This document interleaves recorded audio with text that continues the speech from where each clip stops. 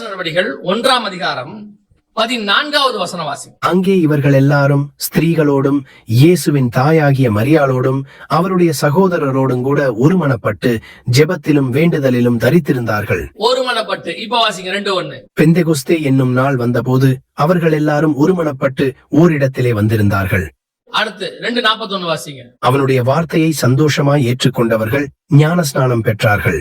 அன்றைய தினம் ஏறக்குறைய 3000 பேர் சேர்த்துக் கொள்ளப்பட்டார்கள். 4:4 வாசிங்க. வசனத்தை கேட்டவர்களில் அநேகர் விசுவாசித்தார்கள். அவர்கள் தொகை ஏறக்குறைய 5000 இருந்தது. ரெண்டே மீட்டிங். ஒரு மீட்டிங் 5000, ஒரு மீட்டிங் 3000. மிகப்பெரியதான ரிவைவல், மிகப்பெரியதான எழுப்புதல், இவ்வளவு நடக்குது. இதுக்கு பேஸ் என்ன தெரியுமா? நீங்க 1ஆம் அதிகாரம் 14வது வசனத்துல வாசிச்ச ஒருமித்து, 2ஆம் அதிகாரம் 1ஆம் வசனத்துல வாசிச்ச ஒரு மனம். அடுத்து வாசிங்க 2ஆம் அதிகாரம் 44 வாசிங்க. விசுவாசிகள் எல்லாரும் ஒருமித்திருந்து சகலத்தையும் பொதுவாய் வைத்து அனுபவித்தார்கள். அடுத்து என்ன இருந்தது? ஒருமித்து. அடுத்து 46 வாசிங்க. அவர்கள் ஒருமனப்பட்டவர்களாய் தேவாலயத்திலே அனுதினமும் தரித்திருந்து வீடுகள் தோறும் அப்பம் பெற்று மகிழ்ச்சியோடும் கபடமில்லாத இருதயத்தோடும் போஜனம் பண்ணி. அடுத்து ஒரு மனம். அடுத்து வாசிங்க 4ஆம் அதிகாரம் 24. அவர்கள் அதை கேட்டு ஒருமனப்பட்டு தேவனை நோக்கி சத்தமிட்டு. அப்ப யோசிச்சு பாருங்க, இந்த 4 அதிகாரத்துல மட்டும் எத்தனை தடவை ஒருமித்து, ஒரு மனம், ஒரு மனம், ஒரு இடம், ஒரு இடத்தில் இப்படி வந்துட்டே இருக்கு பாருங்க. அப்போ ஒரு 5000 பேர் ரட்சிக்கப்படுறா, ஒரு 3000 பேர் ரட்சிக்கப்படுறா. ஒரு மிகப்பெரிய ரிவைவல் ஏற்படுது, மிகப்பெரிய ரிவைவல். அந்த ரிவைவலுக்கான அஸ்திவாரம் எது அப்படின்னு கேட்டா 120 பேர் இருந்தது முக்கியம் இல்ல, 120 பேர் ஒருமனப்பட்டு இருந்தது. சாலமோன் மண்டபத்தில் கூடினது முக்கியம் இல்ல, சாலமோன் மண்டபத்தில் ஒருமித்து இருந்தார்கள். அந்த ஒன்னஸ் இஸ் வெரி இம்பார்ட்டன்ட், மிக முக்கியமாய் காணப்படுகிறது. இன்னைக்கு இருக்கா? விசுவாசிகளுக்குள்ள முதல்ல ஒரு சர்ச்சுக்குள்ள விசுவாசிகளுக்குள்ள ஒரு மனம் இருக்குதா?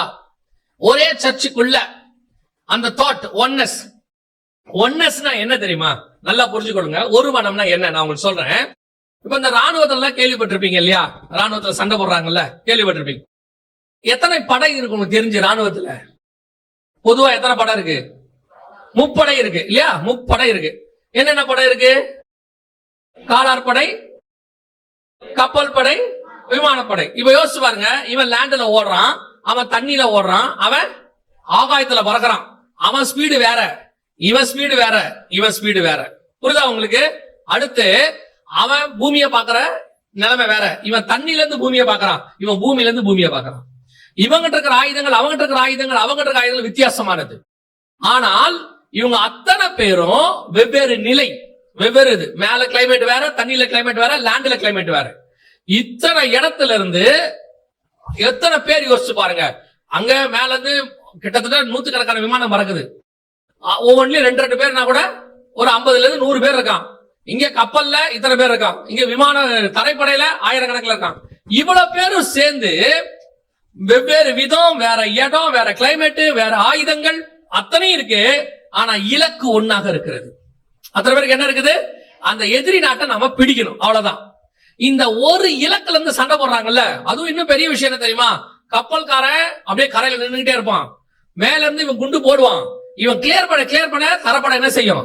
உள்ள போயிட்டே இருக்கும். எப்படி ஒரு பிளான் பண்ணி பண்றாங்க பாருங்களேன். இதுக்கு பேர் தான் ஒரு மனம். அவன் வேற இடத்துல இருக்கான், இவன் வேற இடத்துல இருக்கான், இவன் வேற இடத்துல இருக்கான். கம்யூனிகேஷன் ஒன்னா இருக்குது. அவர்கள் ஒன்றாக ஒரு ஸ்தலத்தை பிடிக்க போராடுகிறார்கள். இந்த ஒன்னஸ் தான் உங்களுக்கு எனக்கும் வேணும். இன்னைக்கு நாம ஒரு சபைக்குள்ள உட்கார்ந்து இருக்கிறோம், ஒன்னஸ் இருக்குதா? முதல்ல உங்களுக்குள்ள ஒரு ஒருமனம் வந்தாதான் உங்க ஏரியாக்குள்ள இருக்கிற சர்ச்சுக்குள்ள ஒருமனம் வரும். உங்க ஏரியாக்குள்ள இருக்கிற சர்ச்சில் ஒருமனம் வந்தாதான் உங்க மாவட்டத்துக்கு வரும். உங்க மாவட்டத்துக்கு வந்தாதான் தமிழ்நாடு முழுக்க வரும். எல்லா மாவட்டம் இப்படி மாறி ஒரு தமிழ்நாடு ஒரு நிலையில நிக்கணும். இப்ப என்ன இருக்கு? 127 நாட்டுல இருக்கிற யூதனும் ஒன்னா ஜெபம் பண்றான், உபவாசம் இருக்கிறான். ஏன் கர்த்தர் மிகப்பெரிய ரட்சிப்பை கட்டளை இட்டார்? ஏன் அந்த சட்டம் ஒரே நாள்ல மாறுது, தலைகீழா மாறுது? அதுக்கு வேற ஒரு விஷயமும் இருக்கே. ஆனா இது ஒரு பாயிண்ட். அந்த ஒன்னஸான ஜெபம் இன்னைக்கு சபைகிட்ட இல்ல. சபையோட ஜெபம் எதுக்காக இருக்குது? வழக்குக்காக இருக்குது, வாதுக்காக இருக்குது, துஷ்டதனத்துக்காக இருக்குது, நமக்காக இருக்குது, நம்ம ஆசீர்வாதம் இருக்குது, குடும்ப ஆசீர்வாதம், நம்ம பிள்ளைகள் ஆசீர்வாதம். இதுக்காக மட்டுமே நாம ஜெபிச்சுக்கிட்டு இருக்கிறோமே ஒழிய, இது நான் வேணான்னு சொல்லல, இதுக்காக மட்டுமே ஜெபிச்சுட்டு இருக்கோமே ஒழிய, இந்த தேசத்தை பத்தினதான ஒரு பாரம் யாருக்கு இல்ல? மொர்தெகாய்க்கு என்ன பிரச்சனை? நல்ல வாசல்ல இருக்கிறான். அவன் வளர்த்த பொண்ணு எங்க இருக்குது? ராஜகுமாரத்தியா இருக்குது. அது என்ன பண்ணுது? தட்டுல நல்ல சாப்பாடு வச்சு அனுப்புது. சூப்பரா சாப்பிடுங்க அப்படின்னு அனுப்புது. கேட்டா எஸ்தர்ட்ட கேட்டா நல்ல வேலை ஒண்ணு வாங்கி கொடுத்துரும் அரசாங்கத்துல. அவன் ஆல்ரெடி அரசாங்கத்தான் இருக்கிறான், நல்லா பண்ணி விட்டுறான். மொர்தெகாய் நான் உண்டு, என் வேலை உண்டு, 127 நாட்டுல நடக்க போகுது, ஆனா அரண்மனையில இருக்க நமக்கு ஒண்ணு நடக்காது, பாத்துக்கலாம் அப்படின்னு ஒரு எண்ணம் அவனுக்கு வரல. இன்னைக்கு இந்த எண்ணம் தான் நமக்குள்ள இருக்குது. உத்தரப்பிரதேசல பிரச்சனை வந்தா நமக்கு என்ன, பீகார்ல வந்தா நமக்கு என்ன, ஒரிசால வந்தா நம்ம என்ன, தமிழ்நாடு நல்லா இருக்குது, இதான் நம்ம தாட். இந்த தாட் இருக்கிற வரைக்கும் எழுப்புதல் என்பது வரவே வராது. எழுப்புதல் வரவே வராது. 127 நாட்டுல பிரச்சனை, எனக்கு பிரச்சனை இல்ல, ஆனா 120 நாட்டுல பிரச்சனை இருக்குது. அவனுக்கு ஒரு பிரச்சனை வந்தா அது என்னுடைய பிரச்சனை. ஏன்னா அவனும் என் இயேசுவின் ரத்தத்தாலே மீட்கப்பட்டவன், அவனும் என்னுடைய சக சகோதரன். உனக்கு எப்ப அவன் மேல பாரம் வராம உன்னுடைய அந்த இப்ப இருக்கக்கூடிய அந்த வட்டம் உனக்கு பிரச்சனை இல்லாம இருக்குது, நீ சந்தோஷமா இருக்கிறியோ, உன்னாலதான் எழுப்புதல் வரலங்கிற நானு. உன்னாலதான் எழுப்புதல் வரல. காரணம் என்ன? நமக்கு அதை பத்தின பாரம் கொஞ்சம் கூட இல்ல. சிங்க கபிக்கிற எந்த சபை போதோ அந்த சபை சிங்க கபிலிருந்து வெளியே வரும். சபை ஒளிந்ததாகவோ சபையை அழித்ததாகவோ சரித்திரமே கிடையாது. எல்லா இடத்துல, ஏன் கம்யூனிச நாடுகள்ல கூட சபை இன்னும் இருக்கு. பாதாளத்தின் வாசல்கள் என்ன செய்யாது? மேற்கொள்ளாது. ஆனால் நீயும் உன் தகப்பன் வீட்டாரும் அழிவீர்கள். ஒரு நாள் இந்த பிரச்சனை இங்க வருவதற்கும் வாய்ப்பு இருக்குது.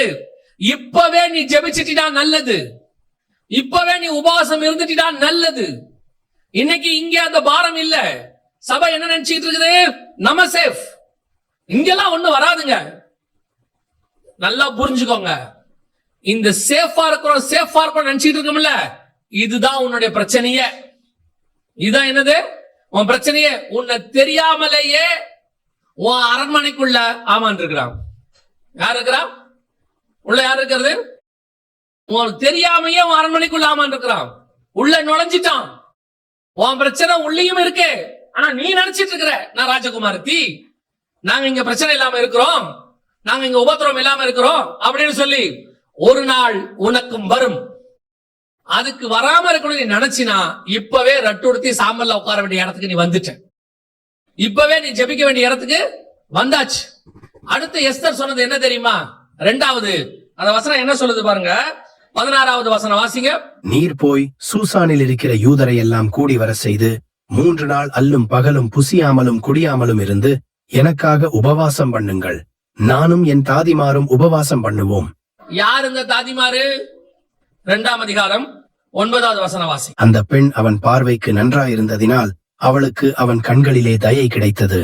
ஆகையால் அவளுடைய சுத்திகரிப்புக்கு வேண்டியவைகளையும் அவளுக்கு தேவையான மற்றவைகளையும் அவளுக்கு கொடுக்கவும் ராஜ அரமனையில் இருக்கிற 7 தாதிமார்களை அவளுக்கு நியமிக்கவும் ஜாக்கிரதைப்பட்டு கன்னிமாடத்தில் சிறந்த ஒரு இடத்திலே அவளையும் அவள் தாதிமார்களையும் வைத்தான். யார் இந்த தாதிமார் தெரியுமா? இவங்கதான் எஸ்தரையே ரெடி பண்றவங்க. இவங்கதான் யாரு? எஸ்தரையே ரெடி பண்றவங்க, ராஜாவுக்கு ஏத்த மாதிரி மாத்துறவங்க. ஆனா வசனம் சொல்லுது, இவ சொல்றா நானும் என் தாதிமாரும். எஸ்தர் யார மாத்திருக்கா தெரியுமா? தன்னை உருவாக்கின தாதிமாரை என்ன சொல்றா? உபவாசம் கொடுக்கிறவங்களா மாத்திட்டா, உபவாசம் எடுக்கிறவங்களா மாத்திட்டா. இந்த 2வது எது இருக்கு? ஒரு சபையை உருவாக்குறது 5 வகையான ஊழியங்கள். சபை உருவாக்குவது 5 வகையான ஊழியகம். இந்த 5 வகையான ஊழியமும் ஒருமனப்படணும். 5 வகை ஊழியம் என்ன ஆகணும்? ஒருமனப்படணும்.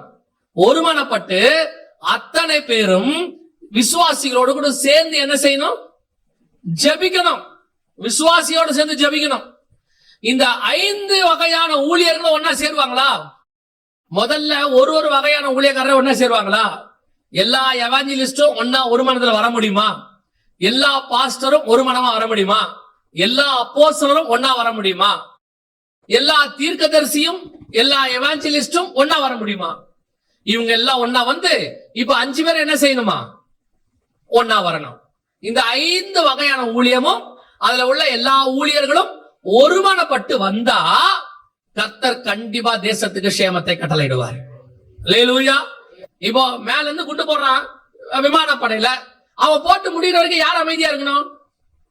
தரைப்படை அமைதியா இருக்கணும். அவன் வந்து குண்டு போட்டு கிளியர் பண்ண பிறகு சொல்லுவான் நவ் யூ ஆர் என்டர் ஆகுங்கன்னு. அதுக்கப்புறம் அவன் என்ன செய்வான்? உள்ள போவான். இப்ப அந்த தரைப்படைக்காரங்க என்ன தோணுது? விமானப்படைக்காரனாங்க நல்லா ஜாலியா மேல இருக்கிறான், ஒரு பிரச்சனை இல்ல, நல்ல குண்டு போட்டு போய் இறங்கிக்கிறான். அரை மணி நேரம் வேலை, 1 மணி நேரம் வேலை அப்படின்னு நினைச்சுக்கிறாங்க. அவனுக்கு தான் தெரியும் அவன் பிரச்சனை என்னன்னு. அவன் ஆகாயத்துல இருக்கிறான். இவன் நினைப்பான் இவன் செத்தாலாவது வீட்டுக்கு பாடி போகும், நம்ம செத்தா பாடி விட போகாது, தூள் தூளாய் காணாம போயிடும். அவனுக்கு ஒரு ரிஸ்க் இருக்கு. ஆனா அவன் முன்னாடி போறான், நல்லா வேகமா போறான், எல்லாம் ஆசை. இவன் என்ன நினைக்கிறான் தெரியுமா? அவன் வேலைக்கு இப்ப அவன் போயிட்டு இருக்கான். அவன் டர்ன் ஒரு நாள் என் டர்ன் வரும். அவன் போய் குண்டு போட்டு அமைதியா உட்காந்துருப்பான், நான் உள்ள போய் பிடிப்பேன். இப்படி ஒருத்தருக்குள்ளயும் அந்த ஒன்னஸ் வரணும். இன்னைக்கு அந்த ஒன்னஸ் இல்ல. இப்ப ரெண்டாவது, ஊழியக்காரர்கள் எல்லாம் ஒன்றா மாறணும், ஒரு மனதுக்கு இருக்கணும். உங்ககிட்ட இருந்து ஜப சத்தம் வருது, துயரம் உள்ள சத்தம் வருதா? உண்மையிலே உங்க இருபத்தி நாளத்துல ஒரு பாரம் இருக்குதா? உண்மையிலே உங்களுக்குள்ள ஒரு அழுக இருக்குதா? ஐயோ இப்படி நடக்குதே, இந்த மாதிரி எல்லாம் அநியாயம் நடக்குது, சட்டம் இப்படி எதிராக இருக்குது, இப்படி எஸ்தர் காலத்துல சட்டத்தை இப்படி போட்டிருக்கிறாங்களே, அவங்க கோர்ட்டை புடிச்சிட்டாங்க, ராஜாவை புடிச்சிட்டாங்க, ராஜதானிகளை புடிச்சிட்டாங்க, எல்லா கவர்மெண்ட்டையும் புடிச்சிட்டாங்க. எஸ்தர் காலத்துல நான் சொல்றேன், எல்லாத்தையும் புடிச்சிட்டாங்க. இப்ப தப்பிக்கிறதுக்கு வழியே இல்ல, மாறவே மாறாது. எல்லாரும் என்ன சொல்றான்? டோட்டல் அவுட்டுங்க. இனிமேட்டு இவங்க எல்லா இடத்துல வந்து உட்காந்துட்டாங்க, இவங்க ஒண்ணுமே பண்ண முடியாது. 127 நாட்டுக்கு ஆள் அனுப்பியாச்சுங்க, அவங்க டோட்டலா புடிச்சிட்டாங்க. ஆண்டவர் சொல்றாரு, அவன் டோட்டலா புடிக்கட்டும், எல்லா இடத்துல வந்து உட்காரட்டும், அவன் ஆட்கள் எல்லாம் பயங்கரமான பொசிஷன்ல இருக்கட்டும்.